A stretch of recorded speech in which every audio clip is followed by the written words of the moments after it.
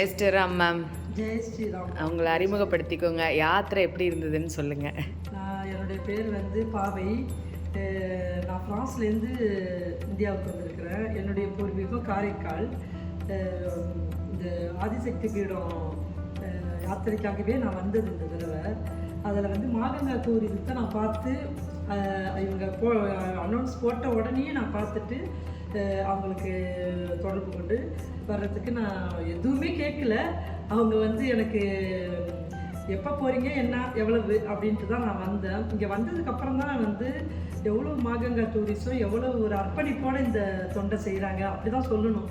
நம்ம பணம் காசுக்கு அப்பால் பட்டு இந்த யாத்திரை முடிஞ்சதுக்கப்புறம் நீங்கள் இதை சொல்லுங்கள் உங்களுக்கு எப்படின்னு சொன்னாங்க. உண்மையாலுமே முதல் நாள் நான் வந்தப்போ அவங்கள்ட்ட புக் பண்ணப்போ இருந்த நம்பிக்கையை அப்படியே அவங்க செயல்படுத்தி எனக்கு இந்த 9 நாளும் அப்படியே நம்மளை ஆன்மீக அந்த ஒரு அலையில் மூழ்கி நம்மளை எதை பற்றியுமே நினைக்காத அளவுக்கு அவங்களுடைய அன்பான அந்த எல்லாரையும் அரவணைக்கிற அந்த பண்பாலையும் நம்மளை கட்டி போட்டு வச்சுட்டாங்க. இல்லாட்டினா கொஞ்சம் மாறுபாடாக இருந்தால் கூட நமக்கு வீட்டு ஞாபகம் வந்திருக்கும்.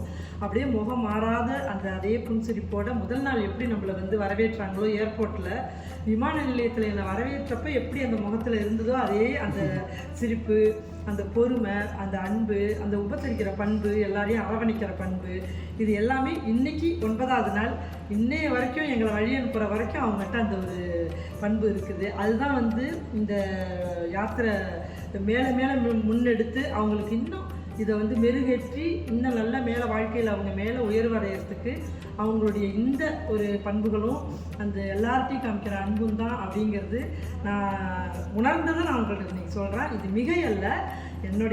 நான் 9 நாளும் அவங்க எவ்வளவோ நாங்கள் தங்குற இடமா இருக்கட்டும், சாப்பிட்றதா இருக்கட்டும், எல்லாமே கொஞ்சம் பின்ன மாறுபடும். சிலதில் நல்லா இருக்கும், சிலதில் கொஞ்சம் சுமாராக இருக்கும். இருந்தால் கூட பார்த்திங்கன்னா அவங்க எல்லாரையும் அந்த ஒரு அன்பு மாறாமல் நடத்தின விதம் தான்.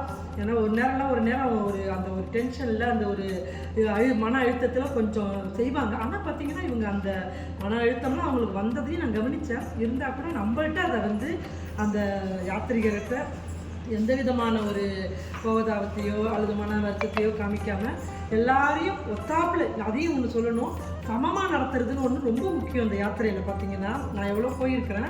அந்த ஏற்றத்தாழ்வு நடத்துகிற விதத்தில் நமக்கு மனசு புண்படும். ஆனால் இந்த மாகங்கா டூரிசத்தில் ரஞ்சிதா மேடமை நம்ம உண்மையாலுமே வயசில் அவங்க சின்ன வயசாக இருந்தால் கூடங்க அவங்க நம்ம பாராட்டியே ஆகணும்.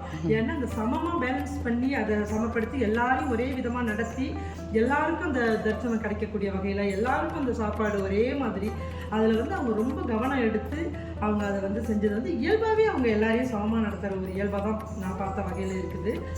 அந்த ஒரு குணத்தையும் அவங்ககிட்ட நம்ம பாராட்டி ஆகணும். ஏன் இதெல்லாம் சொல்கிறேன்னா, ஒரு யாத்திரையில் அந்த வழி நடத்துகிறவங்களுக்கும் யாத்திரிகர்களுக்கும் இது ரொம்ப முக்கியம். அன்பு, பொறுமை, அந்த சமனாக எல்லாரையும் நடத்துறது, இதெல்லாம் நம்ம நிச்சயமாக நம்மளை நமக்கு தேவை, அவசியம். அதுதான் மனசை பாதிக்கும். நம்ம என்னதான் நம்ம இறைவனை வணங்க வந்தால் கூட நம்ம ஒருத்தவங்க எப்படி நம்ம நடத்தி கொள்கிறாங்க அப்படிங்கிறதா. அந்த வகையில் ரஞ்சிதாவை மாகங்கா டூரிசம் ரஞ்சிதாவை நம்ம பாராட்டியே 4 சக்தி பீடம் பார்த்ததோடைய அனுபவத்தையும் சொல்கிறேன். சக்தி பீடங்களும் அது போல் பார்த்தீங்கன்னா, சக்தி பீடங்களை அவங்க அழகாக அழைச்சிட்டு போன விதமும் நான் எதிர்பார்க்கல. இந்த அளவுக்கு அவங்க சக்தி பீடங்களை நீட் அண்ட் பெர்ஃபெக்டாக ஒவ்வொரு சன்னிதானத்துலேயும் அருமையாக எங்களுக்கு அதை தரிசனத்தை கொடுத்தது.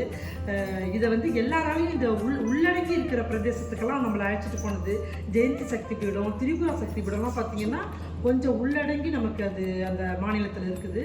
அதை அருமையாக அழைச்சிட்டு போய் ஒவ்வொரு சக்தி பீடத்துலேயும் நமக்கு அந்த ஒரு இறை சக்தியையும் ஆற்றலையும் நமக்கு அவங்க வாங்கி கொடுத்தது ரொம்ப நல்ல இதாக இருந்தது.